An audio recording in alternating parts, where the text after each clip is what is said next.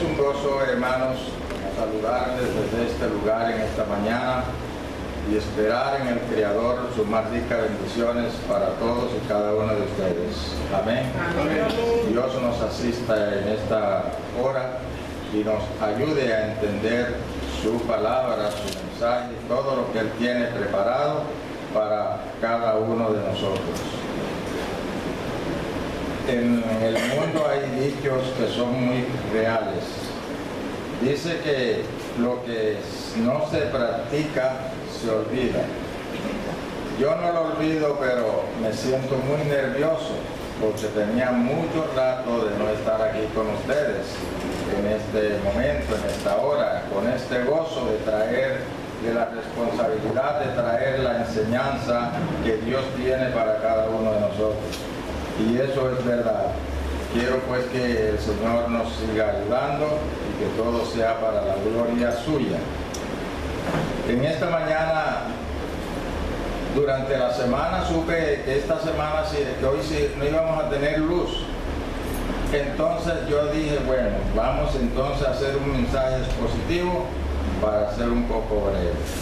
Pero no importa, aquí vamos a estar la hora y media que tengo preparada. Y vamos a estar gozosos porque tenemos luz, tenemos todo. Total que no hay problema, ¿verdad? Muy bien, Dios nos bendiga. Ya nuestra hermana oró y esperamos que su oración haya llegado a la presencia del Señor para fortalecernos en espíritu y en verdad. Nuestro mensaje en esta mañana tiene como título, y ustedes saben que me gusta titular mis mensajes, una pregunta: ¿quién es Jesús? Si la pregunta la hiciera aquí de manera general, ustedes se van a levantar como un resorte y responder: Jesús, el Hijo de Dios. Y es una respuesta totalmente correcta, adecuada, firme, no tiene ambigüedad alguna. Es la respuesta correcta. Jesús, el Hijo de Dios. Nuestro texto en Hebreos capítulo 1, los versículos 1 a 3, que dice la palabra de Dios así: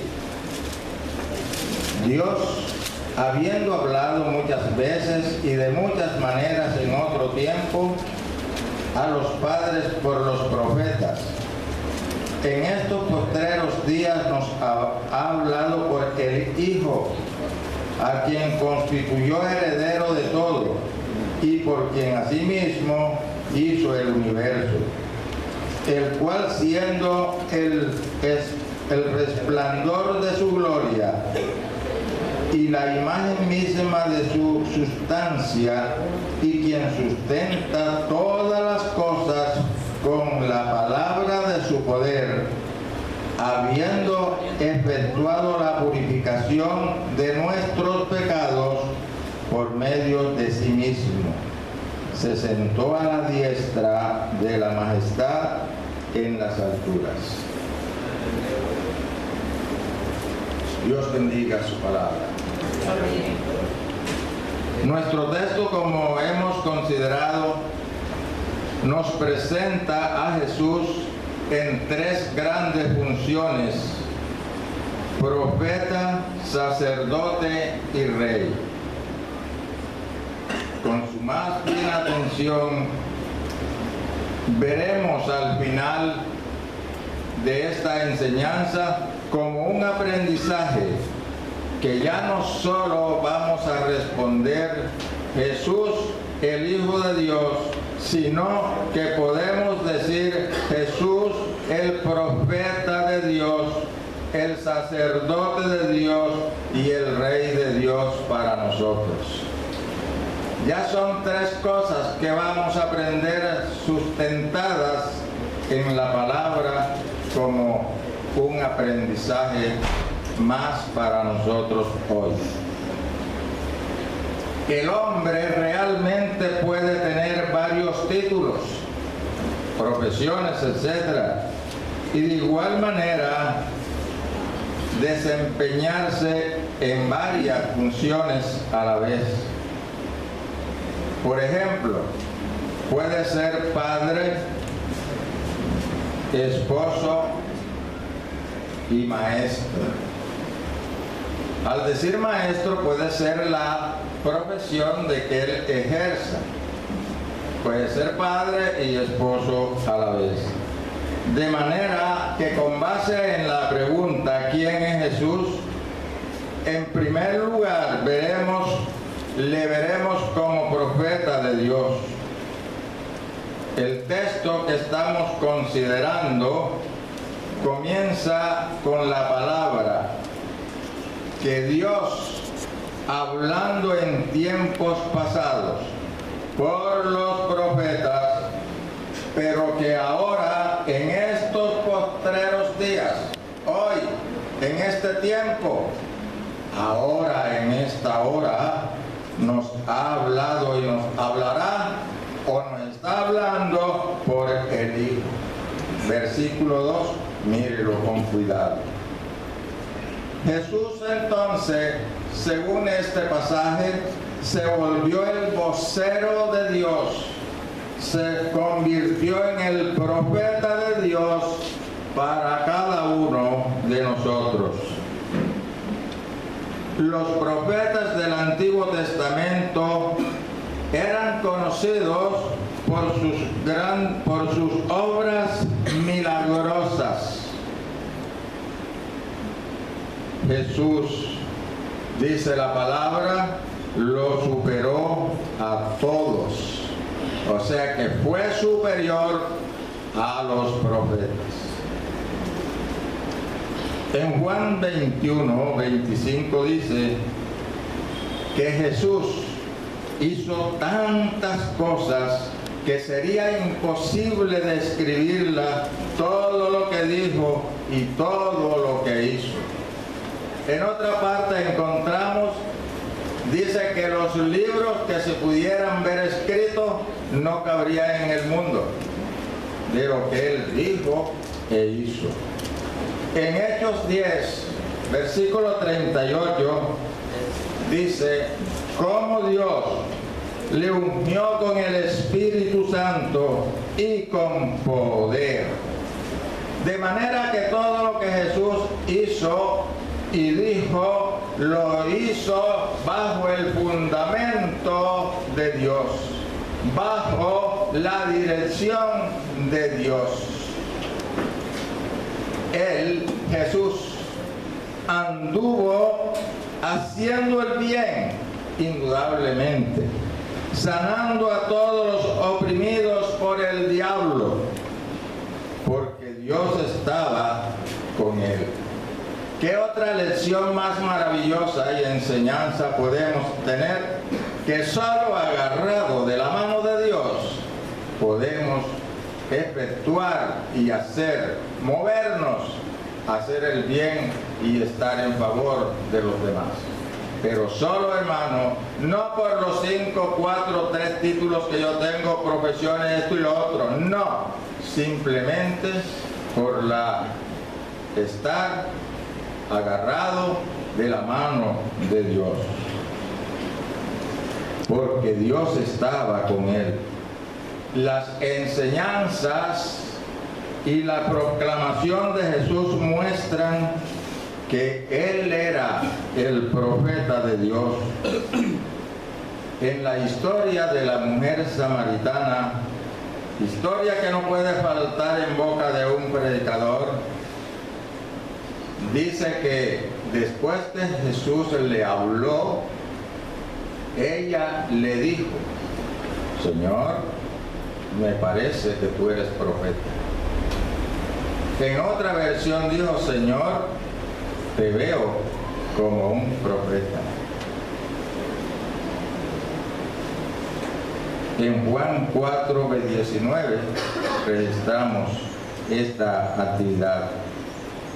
Dios habló a 3 de sus apóstoles en el monte de la transfiguración oración diciendo: este es mi Hijo amado en quien tengo complacencia, a él oír. Jesús nunca hizo algo que no tuviera o dejara testigos de sus actuaciones.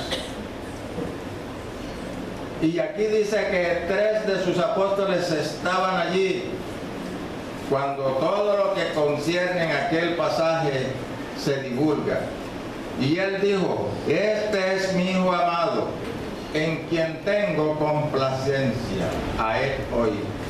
Hermanos y amigos, yo en estos últimos tiempos o días he venido hablando con los hermanos y con quien tengo la oportunidad de hablarle de píldoras de la Biblia. Y es que la Biblia las tiene, son pedacitos que están en un versículo al comenzar, en medio del versículo o al final. Cositas así como que parece que nosotros no le ponemos mucha atención. Y este es un pasaje que tiene una píldora bien grande, porque dice al final: a él oír. ¿A quién vamos a oír? A Dios, a Jesús. O sea que tenemos la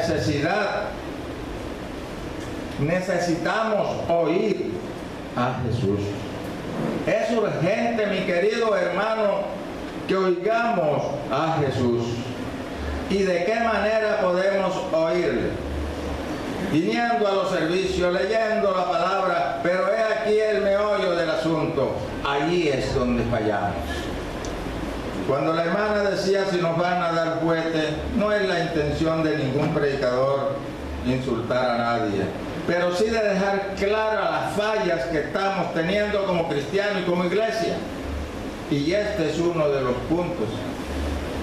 La gente no escatima ningún movimiento para tener un movimiento, salir de la iglesia a un chichi, un poquito de agua, a un llamado allá afuera, etcétera, etcétera. Hoy, si alguien dijo a alguien: ven a buscarme a la iglesia, no va a ser llamado, porque la consigna está dada. Nadie va a salir, nadie va a ser molestado para que deje de oír la palabra y mejor se salga. Eso es lo que ocurre. Se mueve con facilidad, sale del lugar donde está oyendo la palabra y deja de oír el mensaje. Cuando regresa, ya va por otro camino y usted ni sabe. ¿Qué pasa con eso? No escuchó a Jesús. No lo escuchó. Y tenemos es urgente que escuchemos a Jesús. En Juan 7, 46, dice: nunca habló hombre alguno así. Cortito el versículo. Nunca habló hombre alguno así. No lo dijo un apóstol, no lo dijo un seguidor de Jesús, lo dijo un enemigo de Jesús. Lo dijo cuando llegó a ese lugar con la consigna de detenerle y conducirle ante el rey, que lo reclamaba para castigarlo, etcétera, etcétera. Eso dijo su enemigo, porque cometió el error que cuando llegó Jesús estaba hablando y él se puso a oírlo. Y sus palabras le conmovieron. Qué bueno, hermano, es escuchar a Jesús. El hombre, después que oyó hablar a Jesús, se regresó, exponiendo su vida ante quien lo mandó, y le dijo: no pudimos. Nunca hombre alguno habló así, porque le escuchó. ¿Y qué hablaba Jesús? Hablaba de la creación, hablaba de la vida, hablaba de la muerte, del cielo y del infierno, hablaba de la justicia, de la verdad, del pecado, de la salvación, hablaba de la cruz. Estos eran los temas que Jesús estaba tratando, que conmovieron a sus enemigos para volverse con las manos vacías, diciendo: nunca hombre alguno Si lo dice un enemigo de Jesús, nosotros debemos tener mayormente razón de ponerle interés, escuchar lo que Jesús dice, lo que Jesús nos habla, nos manda cada día. Pero quiero cerrar este punto con algunas predicciones suyas. Juan 6, 64, Mateo 16, 21, Juan 13, 18, Marcos 11, 2, Juan 14, 13, Mateo 24, todo el capítulo. Qué delicioso es leer ese capítulo de Mateo 24. En estos eventos de las citas que les he dado, que las tengo acá escritas, si alguno no las puede ratificar, no las captó, lógicamente, yo se las puedo dar y usted ratificará lo siguiente. Allí en esas citas habla de la traición de Judas, la negación de Pedro, el lugar donde encontrarían el pollino que posteriormente él montaría, de la muerte y la resurrección, la destrucción de Jerusalén y mucho más que contempla el capítulo 24 de Mateo. Si usted lee el capítulo 24 de Mateo y compara y alza la cabeza y mira en lo que está pasando, hace un recorderis o no, o lo que está viendo, ahí está palpable. Lo dijo y está escrito en la Biblia miles y miles de años atrás, y hoy lo estamos viendo, todo lo que dijo Jesús. Es interesante. Yo decía en una reunión con mis hermanos alguna vez que cuando uno llega con sueño, malestar, así, y coge y se pone a leer, pero encuentra la parte tan fundamental en la Biblia, y se pone a leer, y se pone a leer, y se pone a leer, yo voy a leerme un pedacito, y de pronto me termino leyendo 2 y 3 capítulos. Porque uno se entusiasma y va escudriñando la palabra. Qué bueno. Entonces, mis queridos hermanos, con lo anterior, hemos querido mostrar que Jesús es el sacerdote de Dios para nosotros. Segundo, a Jesús como el profeta. Primer punto. Ahora este punto segundo, como el sacerdote de Dios. Como sumo sacerdote, Jesús abrió el camino para que todos nosotros podamos acercarnos a Dios Padre por nosotros mismos, sin ambigüedad alguna. La puerta está abierta para que vayamos a la presencia de Dios libre y abiertamente. En Romanos 3:25 nos los confirma y nos invita. Queridos hermanos, el propósito de este estudio en esta mañana es recordar que Jesús, nuestro sumo sacerdote, aún está orando e intercediendo por nosotros. Es recordar que aún el sacerdocio de Cristo está en nuestro medio, y alentémonos con esta verdad. No estamos como rueda suelta, tenemos nuestra dependencia total de Dios. El tercer punto es Jesús como Rey. A la luz de la Biblia, quiero mostrar que Jesús es el Rey. El versículo 3 de nuestro texto, en la última parte, dice: se sentó a la diestra de la majestad en las alturas. El mundo esperaba que el Rey viniera. El mundo esperaba un Rey. Sabían que debía venir un Rey. Lo que no sabían ni esperaban era la manera combativa de aquel rey que viniera a salvarnos. Eso lo hacía el mundo. Hasta cuando apareció Jesús. En Lucas 1:32 dice, para complementar, este Jesús será grande, será llamado Hijo del Altísimo, y el Señor Dios le dará el trono de su padre David. Él no lo iba a rescatar, él no iba a ser rey porque tenía aquel poder, sino que el Dios Padre se lo daría. A usted y a mí, hermanos míos, lo que necesitamos no es por nuestros medios ni capacidad, es porque Dios nos los debe dar. Y a Él debemos pedirle y colocarnos en su presencia para obtener lo que realmente queremos bajo la dirección del Rey. Pero aquí mismo se da la condición o la figura del Rey. Aquí mismo encontramos la condición o figura del Rey.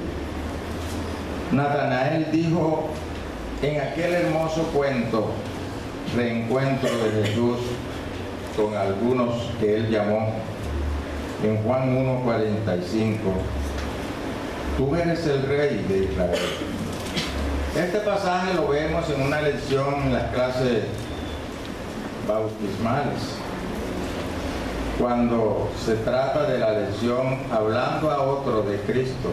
Ahí hay un juego de palabras, ahí hay un llamamiento de uno al otro, del otro al otro. Es precioso ese capítulo y todo lo que allí ocurre.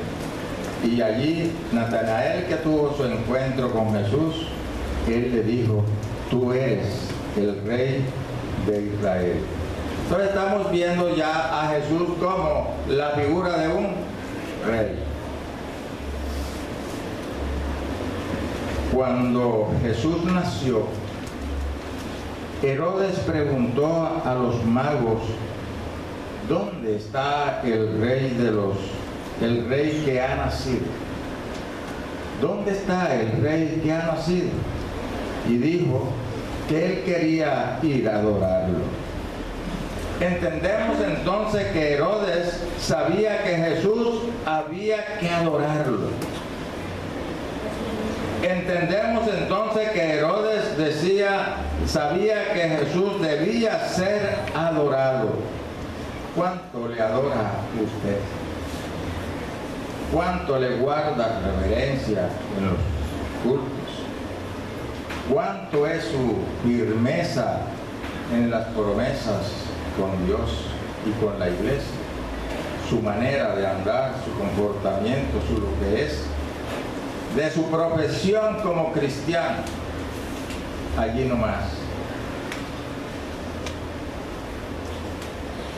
Aunque Satanás está hoy muy activo en nuestro tiempo, Cristo va a conquistar todo.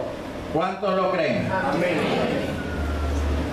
Cristo va a conquistar todo y todo quedará sujeto a Él. Si esa esperanza en nosotros, si esa enseñanza, si eso que sabemos que es así, usted lo duda, déjeme decirle con el perdón suyo, no ha creído, está en nada. Si usted duda que un día el mundo reconocerá a Cristo como Señor y Salvador del mundo y que mejorará todas estas cosas porque todo está sujeto a Él, si usted tiene duda, no ha creído. Perdóneme, pero profundice su corazón en confianza y fe en el Señor.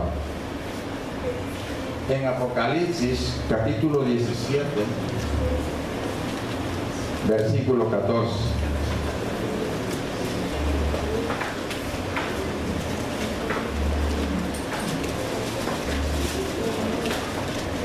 Versículo 14, Apocalipsis 17, dice: ellos pelearán. Allí en el pasaje yo decía, pero ¿ellos quiénes? Satanás y el mundo. Pero es que allá no dice, pero se pelearán. Cuando es pelearán es más de uno, ¿verdad? Y luego dice los. Vamos a leer el pasaje, dice el versículo 14: ellos, Satanás y el mundo, harán guerra, ojo, contra el Cordero. Harán guerra contra el Cordero, y el Cordero los vencerá. Cuando dice los, eso indica que son varios los que van a hacerle guerra al Señor, al Cordero de Dios. Y lo están haciendo ya. Ya están haciéndole la guerra. Pero qué confianza maravillosa. Dice, vamos a leerlo correcto otra vez. Ellos, Satanás y el mundo, harán guerra contra el Cordero. Y el Cordero al mundo y a Satanás vencerá. Porque Él es el Señor de señores, Rey de reyes, Señor de señores, Rey de reyes. Por eso va a vencer. Otra vez la pregunta a lo anterior. Si usted confía que el Cordero vencerá, amén. Si no, ponga su fe firme. Analice y busque. No nos quedemos con esa tercera. Como hablábamos, el predicador que nos enseñaba de esta parte, de tener solamente un 3. La nota baja, la mínima 3. Yo estoy consciente que un alumno que se gane un año con puro 3 está deficiente. Y una iglesia que no tenga sino 3 también está deficiente. Estamos bajitos. Hay que entender esto y afianzar nuestra fe. Dice, el Cordero los vencerá, porque Él es el Señor de señores y Rey de reyes. El profeta Zacarías escribió: entonces Jehová será rey sobre toda la tierra. De manera que está claro que Jesús como rey será el Rey de reyes y el Rey de Dios y el Rey para nosotros. Pero al hablar de rey, los reyes demandan seriedad. Los reyes demandan responsabilidad. Los reyes demandan cumplimiento. Los reyes demandan fidelidad. A falta de esto, la guillotina. Cuando la reina Esther quiso hablar con el rey, sin su permiso se fue al patio de descanso. Ella sabía que si no encontraba gracia en el rey, perecía. Y dijo, si perezco, que perezca. Gracias a Dios, encontró la gracia del rey y él la recibió. Quiero traer esto a colación para explicar que los reyes, en incumplimiento a las normas y a esa fidelidad, pasan al papal, ¿verdad? Entonces el rey requiere, si usted quiere tener a Jesús como rey, por favor yo le pregunto, ¿cuánto fiel le es? ¿Cuánto fiel es usted al rey? Porque el rey demanda responsabilidad. Hermanos y amigos, he querido traer este mensaje con tres aspectos de Jesús: como profeta, como sacerdote y como rey. ¿Cuánto es usted fiel al rey si tiene a Jesús como rey? ¿Cuánto es usted fiel y cree en el sacerdocio de Cristo, que ha dado su vida para que yo sea salvo? Que Dios les bendiga grandemente en esta mañana y que esta palabra pueda ser de que cada uno de nosotros nos sintamos movidos a investigar y a ser mejores, hacer un cambio. Al creer yo en Jesús, entregarle mi corazón y prometer a la iglesia ser fiel a Dios, es hacer un cambio en mi vida, ser mejor. Yo sé que tengo cara de revólver montado, pero quien me trata me encuentra, ¿verdad? Fielmente. Y creo que nadie puede decir que lo saqué por charlatán, porque a todos les aprecio, con todos mis abrazos. Yo no me sirven las personas de malo. Mis hermanos amigos, muy amigos, saben eso. A mí me gusta abrazarme con ustedes, porque ahí está el amor de Dios. Ahí se transmite mi amor, mi confianza y todo lo que hay entre nosotros, ¿verdad? Hoy tuvimos una clase preciosa, la número 8, donde nos comprometemos y hacemos un pacto con Dios y con la iglesia, con mi familia, etcétera, etcétera. Dios les bendiga grandemente.